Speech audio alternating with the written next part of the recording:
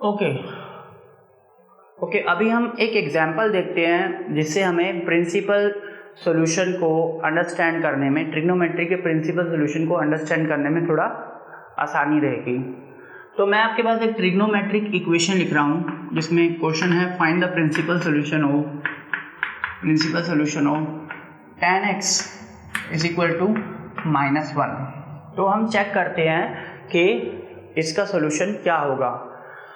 Trigonometric principal solution जो है वो ट्रिग्नोमेट्रिक इक्वेशन का वो 0 से 2 पाई के बीच में लाई करता है। तो जो x की वैल्यू है वो 0 से 2 पाई के बीच में लाई करनी चाहिए और आंसर जो भी आए वो -1 आना चाहिए सब्स्टिट्यूट करने के बाद। यही मतलब है ट्रिग्नोमेट्रिक इक्वेशन के सॉल्यूशन का। तो चेक करते हैं कि इसका सॉल्यूशन क्या होगा। ये मैं क्वाड्रेंट बना रहा हूँ 4। ये फर्स्ट क्वाड्रेंट है, ये सेकंड क्वाड्रेंट है, ये थर्ड क्वाड्रेंट है और ये फोर्थ क्वाड्रेंट है, राइट। यहाँ पर ध्यान से देखिए आप, tan x की वैल्यू -1 है।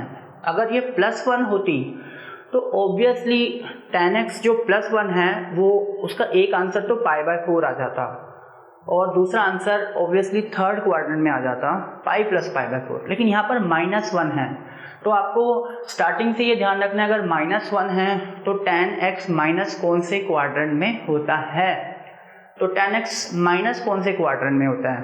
फर्स्ट क्वाड्रेंट में नहीं होता क्योंकि फर्स्ट क्वाड्रेंट में तो सारे पॉजिटिव होते हैं। सेकंड क्वाड्रेंट में tan नेगेटिव होता है और फोर्थ क्वाड्रेंट में भी tan नेगेटिव होता है।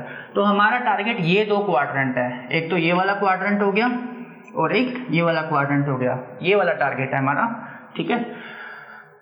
tan x जो 1 है वो π/4 पर होता है लेकिन हमें -1 चाहिए, तो सेकंड क्वाड्रेंट में ये π माइनस π/4 हो सकता है, ठीक है।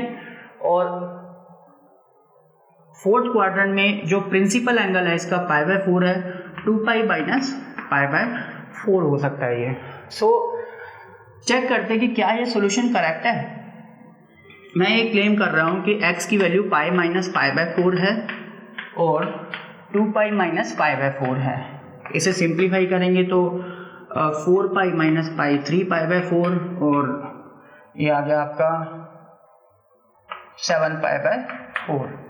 तो हम ये चेक करते हैं कि क्या ये सॉल्यूशन करेक्ट है। तो x की वैल्यू को हम ये इसमें सब्स्टिट्यूट कर देते हैं, x की जगह पर tan π minus π/4, tan π minus π/4, tan π minus π/4 मतलब tan π माइनस थीटा, और tan π माइनस थीटा क्या होता है? Minus tan theta. Second quadrant में tan नेगेटिव होता है, माइनस tan π/4 मतलब -1, और आपको -1 ही चाहिए, आपको -1 ही चाहिए। तो ये इसका करेक्ट सॉल्यूशन है, ये इसका करेक्ट सॉल्यूशन है। इसी तरह से अगर आप tan 2π माइनस π/4 चेक करेंगे, tan 2π माइनस π/4 मतलब tan 2π माइनस थीटा, और tan 2π माइनस थीटा क्या है? माइनस tan थीटा, क्योंकि फोर्थ क्वाड्रेंट में tan नेगेटिव होता है तो ये भी -1 आ जाएगा आपके पास। तो ये भी इसका करेक्ट सॉल्यूशन है। और प्रिंसिपल सॉल्यूशन जो होता है, जो 0 से 2π में हम ले रहे हैं, लाई करता है, वो सिर्फ 2 ही होते हैं। Okay, principal solution trigonometric equation के 2 ही होते हैं। Every trigonometric equation has exactly 2 principal solution lying between 0 to 2π। Okay, तो यहाँ पर ये इसका आंसर आ गया।